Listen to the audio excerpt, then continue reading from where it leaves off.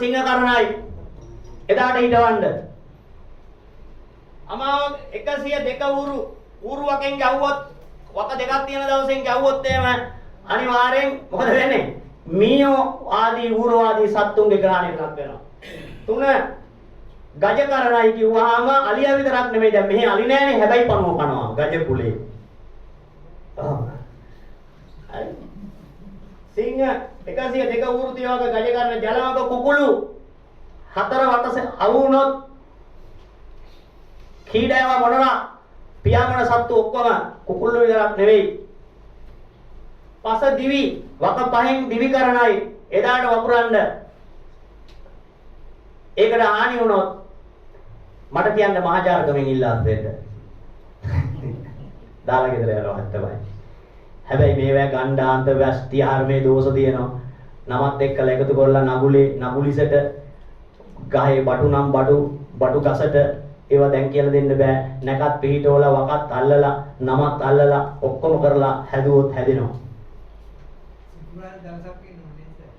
ඔව් ඒක වෙනයි. ඒක එහෙම කිව්වොත් බෑ. සිකුරාදද සෙනසුරාදද ගොඩක් වෙලාවට මඩේ හිටවන වී වාගේ දේවල් වලට සෙනසුරාදා තමයි හොඳ. සෙනසුරාදා ඉර පායන්නේ උදේ 6:22ට නම් ඒ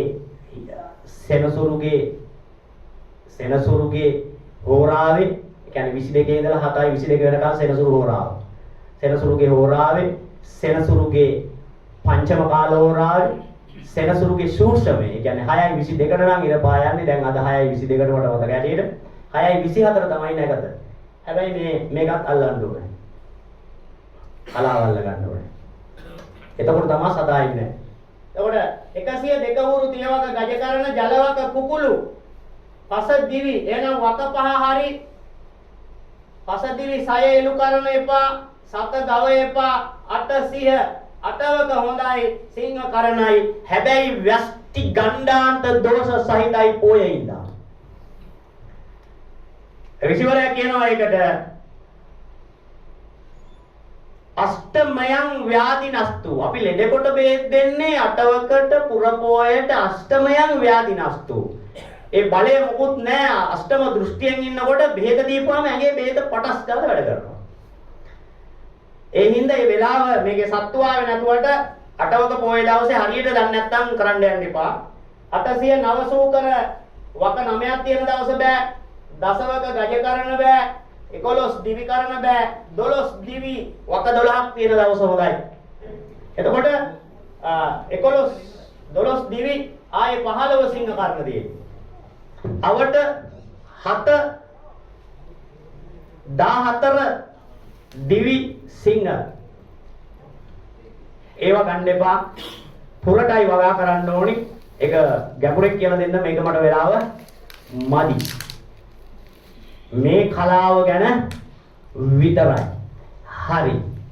වෙලාවට අපි කිව්වා ඉර දෙවියන්ගේ නෑයෝ සඳ දෙවියන්ගේ නෑයෝ ආදි අපේ මුතු මින්තෝ ඉරෙන් හඳෙන් වැඩගත්තෝ. අපි ඉරෙන් හඳෙන් වැඩගත්තේ. ගොවිතැන විතරක් නෙමෙයි. මගුල් පෝරුව ගන්නකොට දිග කීයද පළල කීයද? කියන්නකෝ සිංහල ගොවියෝ. මගුල් පෝරුවේ දිග කීයද පළල කීයද? අද නම් අර හෝටලේ තිබ්බ බහුබූතේ උඩ නංගලා 100ක් අසාද බැන්දොත් 50ක් අනිවාර්යෙන් උසාවියේ නඩු දාලා ඩිවෝස් වෙනවා. ඉතුරු 50 දල්පොද මහත්තයා තොරන් වගේ පවුල් කරනවා. 50න් 45ක් මහ 50ම නෙමෙයි සමාවෙන්න. තොරන් හරි ලස්සනයි ඉස්සරහ පැත්ත ලස්සනයි. පිටිපස්සේ පුවක් කන විඩෝල ආර්මේ කැටයිනේ. තොරණ ඉස්සරහ බලන් හිටියයි. ඒ තොරන් පවුලේ නෝනයි මහත්තයයි බඩ බැඳගෙන යනවා. හැබැයි කවදාවත් එක ඇඳේවත් ඉඳලා නැහැ අවුරුදු 7කින්. හේතුව මගුල් පෝරුවත් බලපෑවා. ඒවා තියෙන ආධ්‍යාත්මය. ඒක එතන ඉඳන් මේක පටන් ගන්න කියන්නේ. මේවා නිකන් ඒක තමයි සුද්දා කිව්වේ ඉතුරු කලේ the gold road culture.